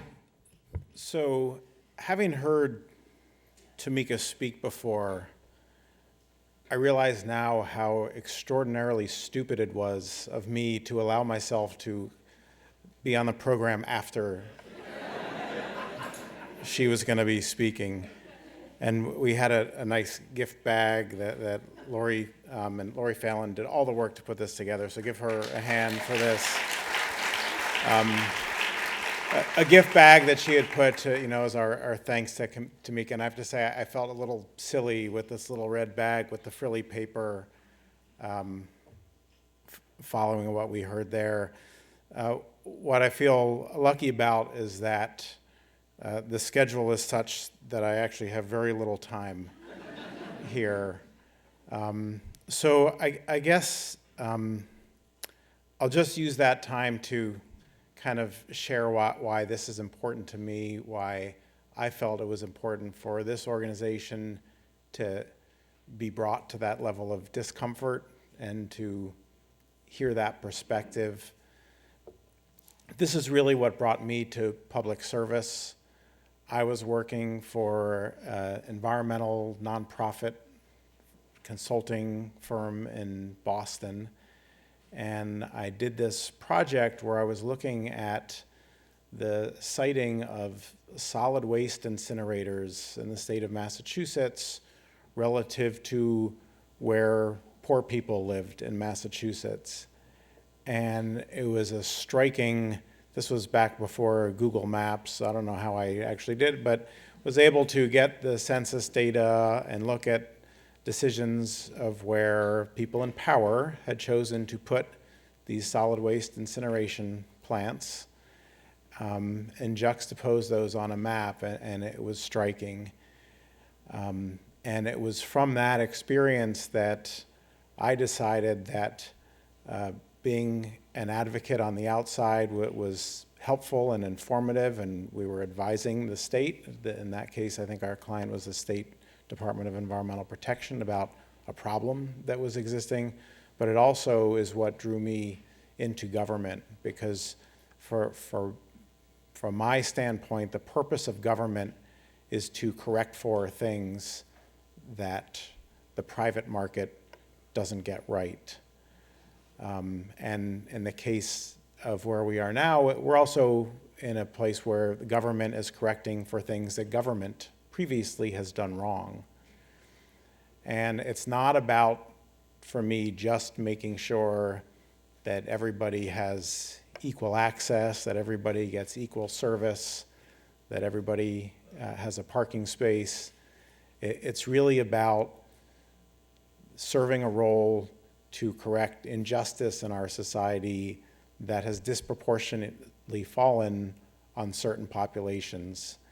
And it's interesting being here in San Francisco. My wife is a San Franciscan.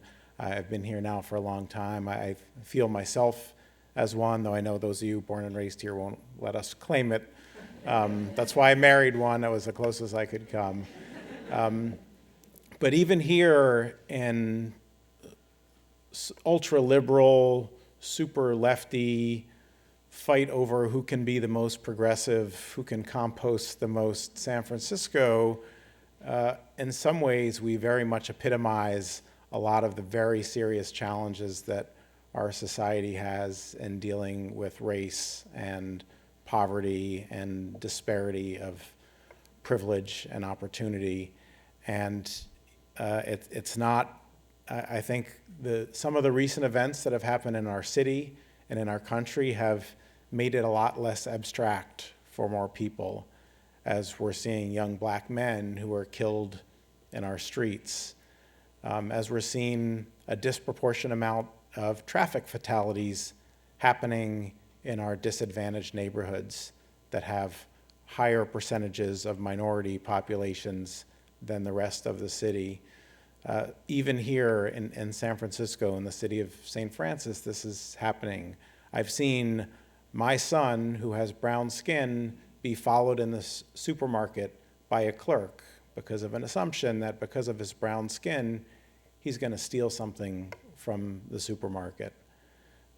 I've seen, just last semester, my daughter at a first semester at a Jesuit university, at the end of the semester, having been in class the whole semester, was handed back the final paper, but it wasn't hers, it was for the other black girl in the class. This is in New York, one of the most diverse and cosmopolitan cities in the country.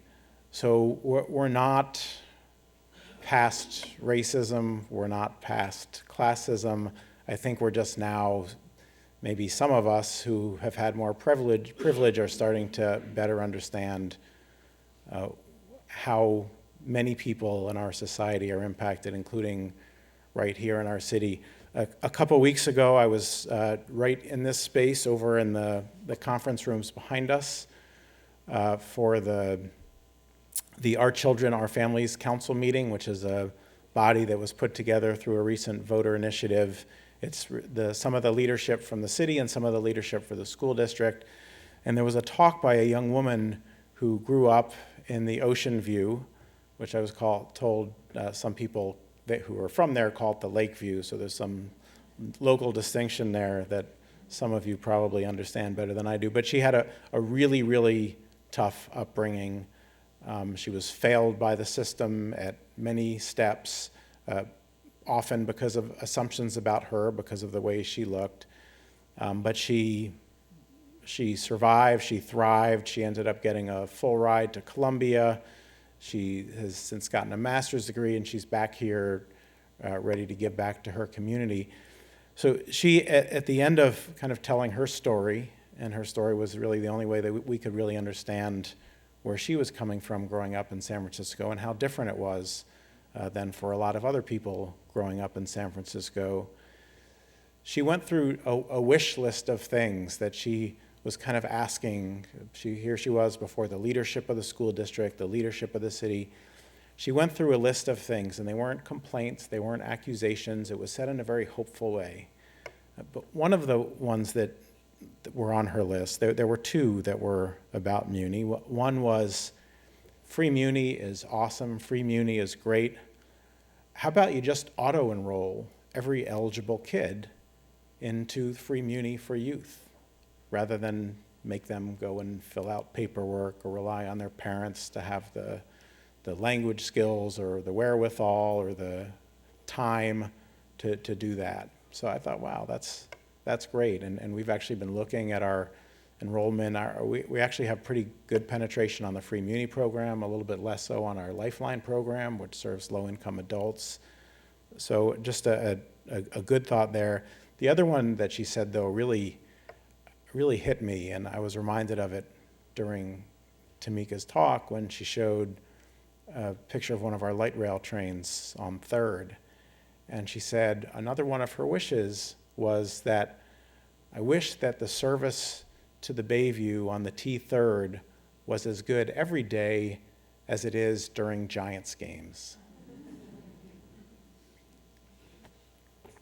That was really difficult to hear, because what she's saying is when people of privilege, including many people from out of town who can afford to go to a baseball game, which is not an inexpensive proposition anymore, are trying to get to that baseball game, we can really step it up and we can get them there. We can provide outstanding service. But for the rest of us day to day, maybe we don't feel like we're getting that same level of outstanding service. And all of that, and I would say what Tamika has said is not to, I think, put this agency down, to denigrate any of the amazing work that you all and we all are doing every day. But it's a reminder that we need to be always vigilant about who we're serving, the fact that we are public servants. We are here to serve the public. And even though many of us, or all of us probably, in our own way, are experts in our field, have a great education from great schools, whether formal schools or informal schools, and we have that expertise and knowledge, we don't have the knowledge of what it's like to be that person who's living in the neighborhood that we have been given the privilege to serve. And so it's incumbent upon us, whether we're planning bus service or we're planning parking changes, we're planning a bike lane, we need to, as Tamika said, we need to come over here. We need to understand where the people who we serve are coming from, what they care about. I've been in situations where we're coming into a neighborhood and saying, hey, we want to talk to you about a bike lane. And they're saying, you know what? A bike lane isn't my issue. I'm worried about the safety of my child being able to cross the street, to be able to get to where he or she wants to go safely, about being perceived as something that he's not, depending on whether he's carrying a book or whether his pants are sagging. So we need to be, while we have a charge as the transportation agency, and there's work that we need to do to make the city safer and to make it more accessible for everyone. We need to do it with an understanding, I believe, of the people that we serve. And I've been in a forum recently where a community leader has said, we want you guys to plan with us, not plan for us. And I think that's our challenge as an agency. I want us to be seen as an agency that not only has accomplished all of these great things in terms of making the city safer, making Muni better, getting more people on bikes in San Francisco, making the city a better place, but that we've done it in the right way, and that we've done it so that we're really supporting the people who have been the most disadvantaged by society. Because again, to me, that's what government is for. We're a government agency. That's what we should be doing. So in how we purchase and how we contract and how we plan and how we budget and how we operate, that's the ethic that I believe that we are obligated as public servants to be bringing to our work. So those are some of my unscripted remarks that thankfully we're out of time for. I do want to again thank Lori for putting this together. I really want to thank Tamika for giving of herself.